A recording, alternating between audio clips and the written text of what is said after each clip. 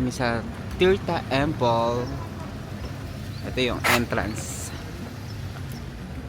Yan. Welcome to Holy Spring, Tirtha Temple. Siya yung tour guide namin, si Manu. Siya yung bibili ng ticket for us. Yan. Dito yung ticketing center.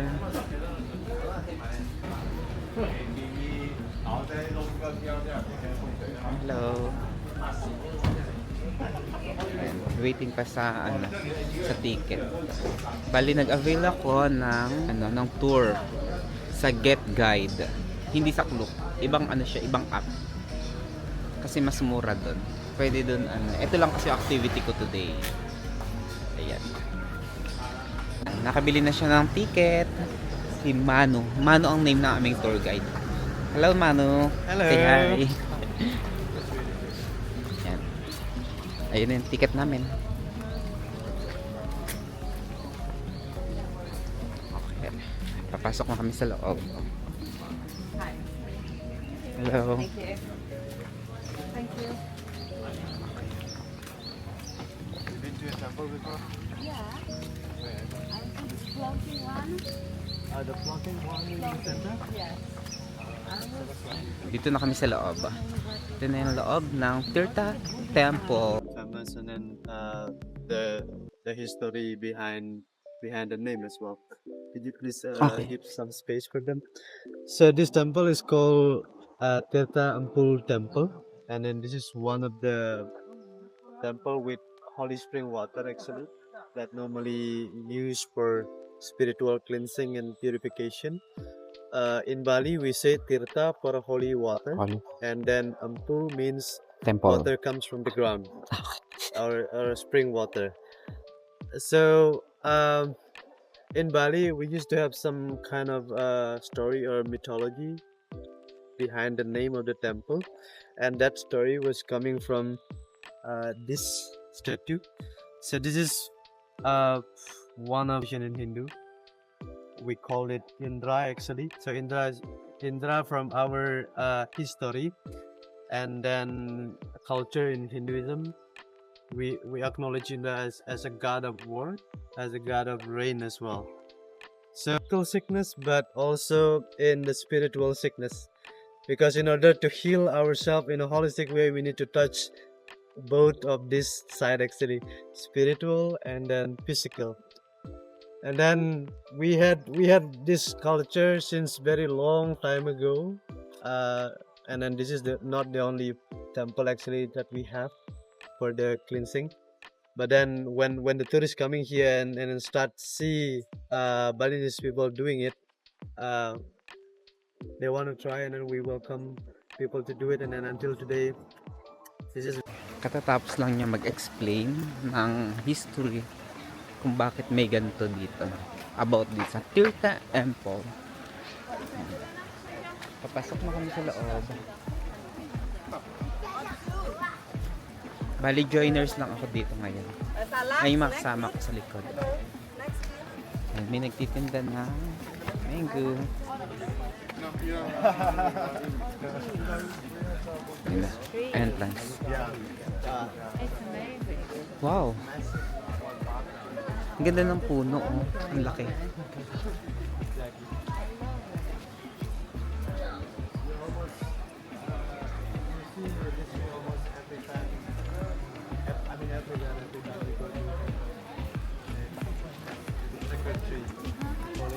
Ang ganda ng gate.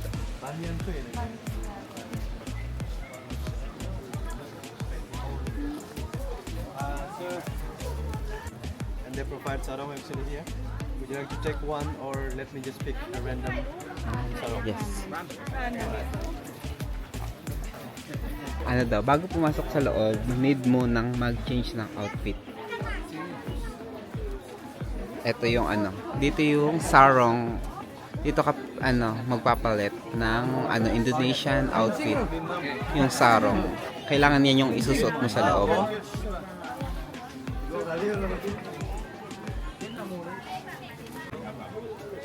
But this is only for entering the temple. Later for the ritual, you're gonna have another one.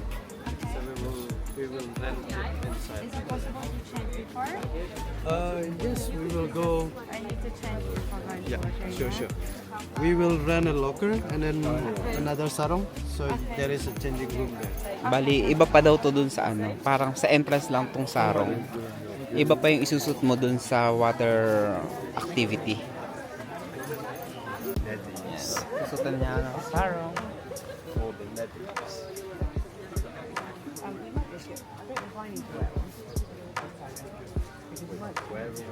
Thank you, man. Yan. Pwede na tayong pumasok dahil mayroon tayong sarong. Yan. Suot ko na yung sarong. Ay, hindi kita. Paano ba ito makita? Yan, no? Yan yung outfit natin. So, papasok na tayo dito. Ay. Ayan. Wow. So, lahat dito nakasuot ng sarong. Yan na. Ito na yung entrance. Turta Temple. So, mapapansin mo lahat nakaano sila. Nakasarang. See than this. So I'll give you some sort of information about the sarong actually. For you who doesn't know actually why in Bali whenever we go to a temple we need a sarong, and then we need to cover our lower body. So this is coming from our beliefs in Hinduism, but then this is also part of our culture here in Bali. It looks like this for men actually. So I wear two sarong because this is a man thing, and I put this one on my head. All of this from here, and here, it containing some philosophy and meaning behind it actually, which is coming from mix between culture and religion, which is Hinduism. So this is mainly coming from a principle of macro and microcosmos. This is that this is a macrocosmos and this is a microcosmos. Like maintaining the purity of the temple by controlling ourselves. And first, the things that we need to control is the demon character from the demon layer in the body. And this one we call it udang in Bali. This is like a mind controller. You need essentially we need this when we go to the main area of the temple. And then for the woman, you don't wear this, but you have to put your hair together. It has the same meaning actually, but only when you go to the main area of the temple. You Yan, in-explain niya bakit kailangan magsuot ng sarong pag nandito tayo sa temple. Ito, ang ganda ng mga andito. Mga dito nagpe-pray. Oh. Dito nagpe-pray. Bago ka pumasok sa loob, kailangan mo muna mag-pray dito. the tour not very tour. I'm thinking that you are so clean as a guy, you know?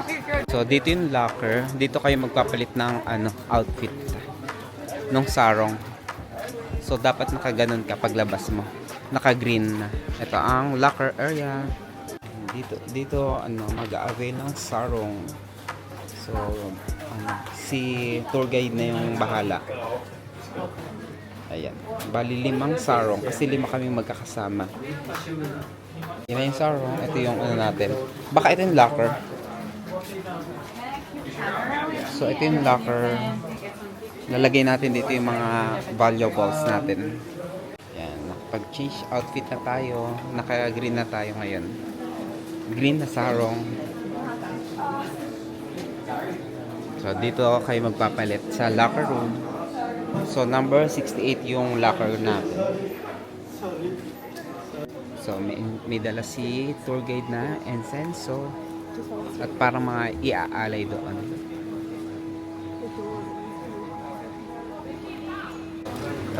Permission or to tell the spirit in the temple for your purpose of coming here, which is for the cleansing in the temple. So you do your pray with your own way, with your own language, but then you still have to bring this local offering here.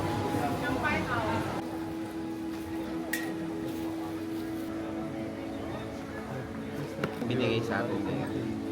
Ito yung offering and incense. So it doesn't matter. Punta na tayo doon sa prayer room. Prayer area. Photographer? Free.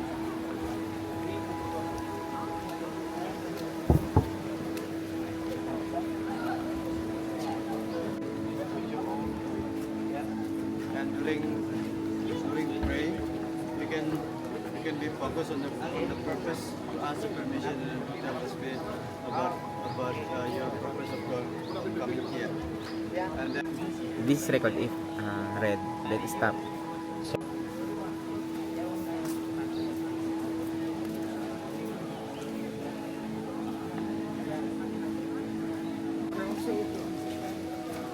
Yeah, it's okay. Don't worry about the price. Later, if you just a lot of pictures, the There's price will discount. be- Yeah, A lot of discount. yes. More than 50%. If it's good photo, why not? How much was for the photo? They're still Philippines. Yes. You live in Philippines? In the Philippines. So, ganito yung dito, eksena sa loob. I need to explain something to everybody before you guys get started. Alright guys, so three different pools. This is the first one, this is the second one, this is beside the elephant statue. And after that there is another one there. But you're not gonna use all of the fountain, but mostly yes. So somehow you need to skip some fountain there. You need to skip the first one because it's not for human, it's for the temple here. Okay. So you start from the second fountain there. Second fountain. Yes, exactly. Yun, second fountain ka daw mag-start. Skip these two fountains. There is two fountain here with long part. You have to Yan. I-skip daw to, kaya walang nag-ano dito. Naliligo. So, from the second one, you do it one by one until you reach this one, and then you directly go to the last one. You skip the other two. And then after that, you're gonna go to the next pool. There is two fountain. You're gonna go for both of them. So no one skip. You do both of them. And then later at the last one, there is 6 fountain, but you only have to do one in the front. This is the main one actually that we call Tirthampur fountain. So one is the last two. You can start it.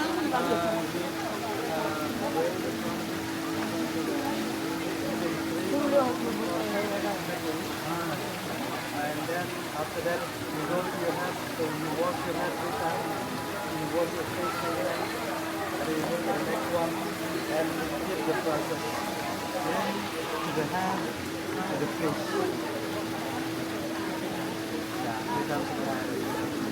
On the front of each one. On the front of each other. Okay. Mga sapatos dito ilalagay All here. kasi bawal ang shoes sa loob ng pool. So dito yung fall in line.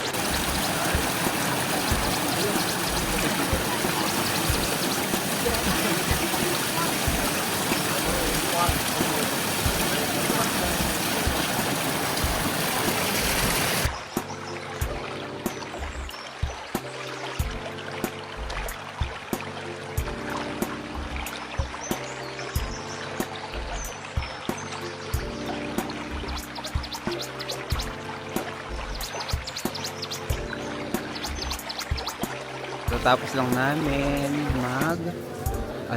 dito yung kami lumabas sa gate na to.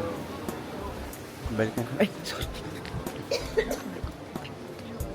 Ito na yung locker. I go get changed. Okay, thank you. Put on the other side. Siya yung photographer namin. Tapos, i-airdrop na lang niya yung mga kuha kanina dito sa temple. Dito sa Holy Spring.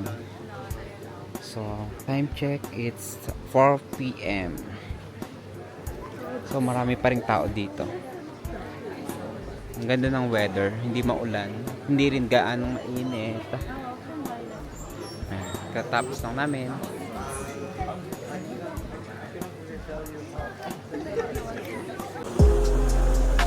Look at here.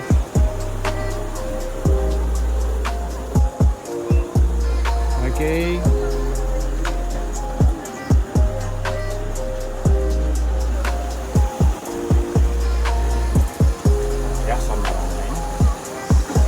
Ayan daw yung statue ng hari ng Bali.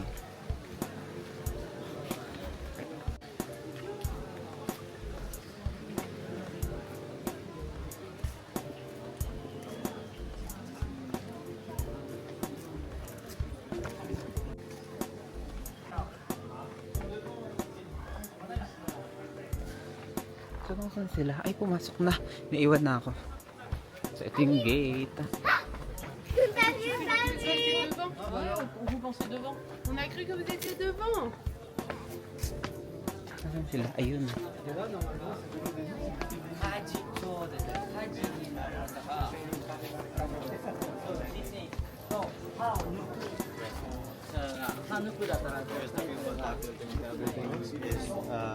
President Palace actually.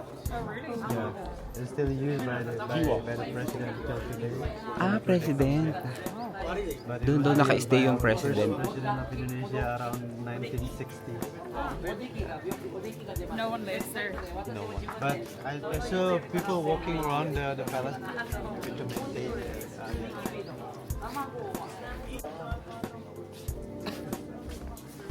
I can also you. Pupuntan daw namin kung saan daw nagmumula yung water.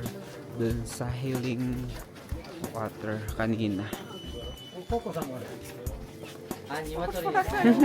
So cute. Ayan, silipin natin dito. Ah, ito yung reserve water. See there? Mhm. Wow. Parang may mga ano siya, halaman.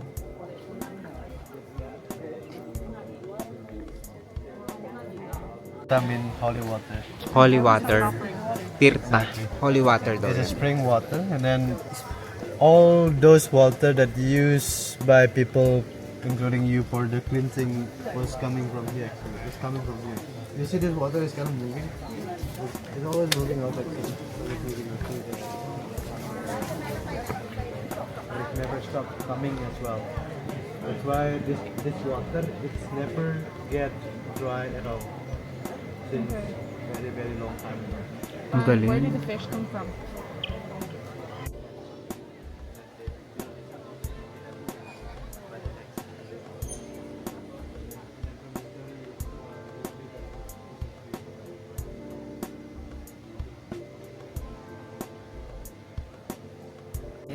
May chicken dito. Ayun.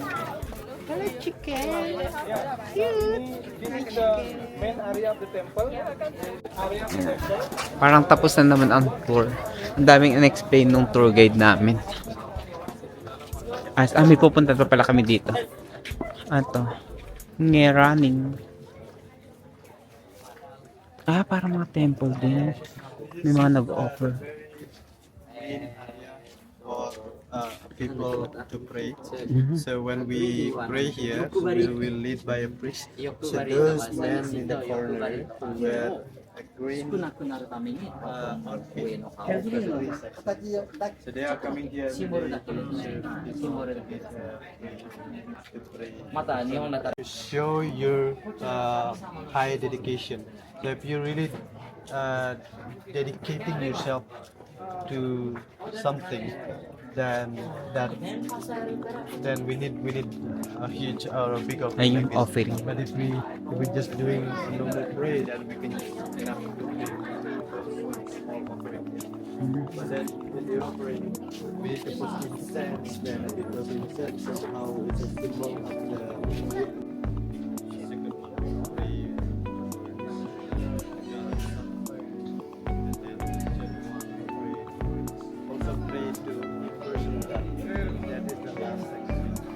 Then in another, usually we will pray 3 times because prayer is another kind of purification for us. Purification for our Parang ano yun kinukuha niyo mga pera? for our physical condition.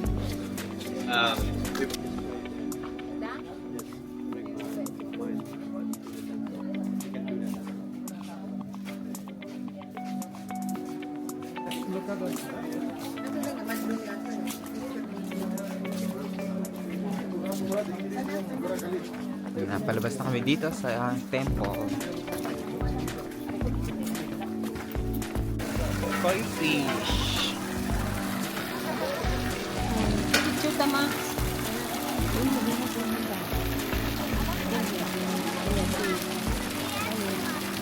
Pwede, picture siya may ready.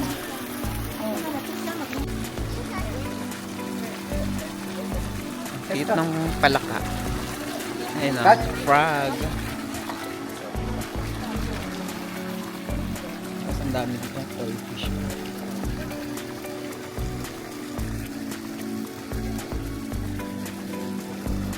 Koi fish.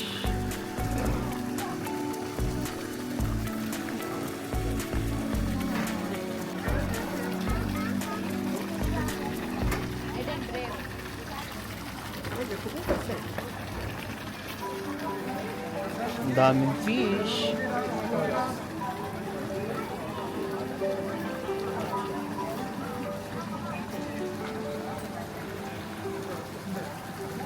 Pasok in. Ibig sabihin, dito ang entrance.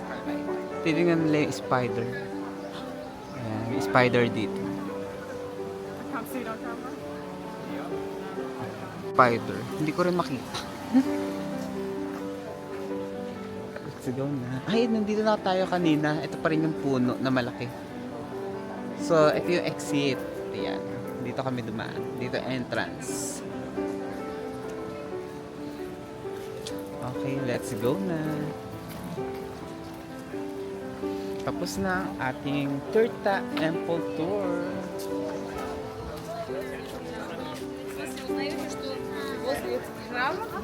Marami dito nagtitinda ng banana. Ayun, ang gaganda ng mga banana dito.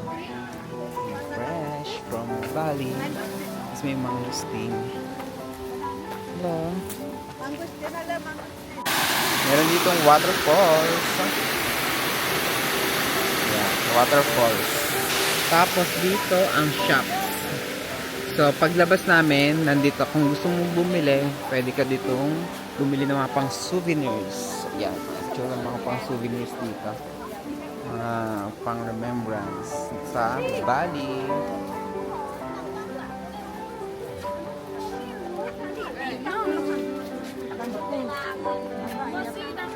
Yan yung mga pwedeng mabili dito. Ay, may mga binibenta din ditong sarong. Ay, yung sarong. Ngayon yung sinuot natin kanina. Alam ni Wow. Bangtang. Nice. Nice sarong. How much is that? 200. 200. Many colors daw. Thank you. Ayan pa yung mga ano. 100 na lang daw.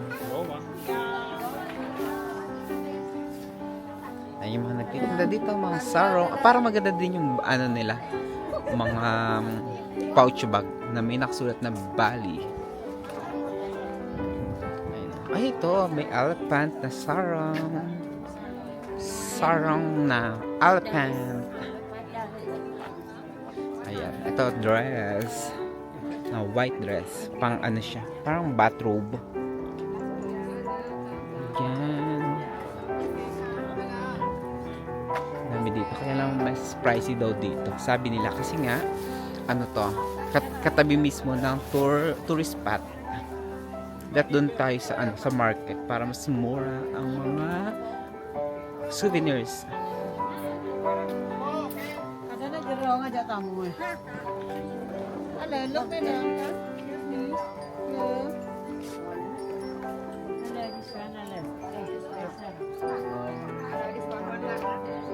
Ayan, 100 daw. Ayan, may dress dito. Yan, may sawa ulit. Sarong, sarong. Tapos ito dress. Dress.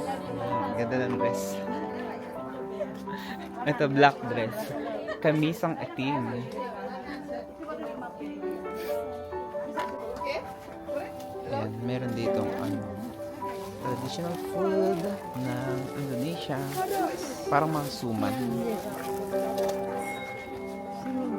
Ayun, yung pala natunog. Ay, dahil. Kon.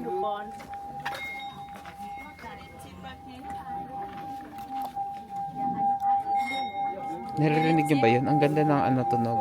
Para tayo nasa temple.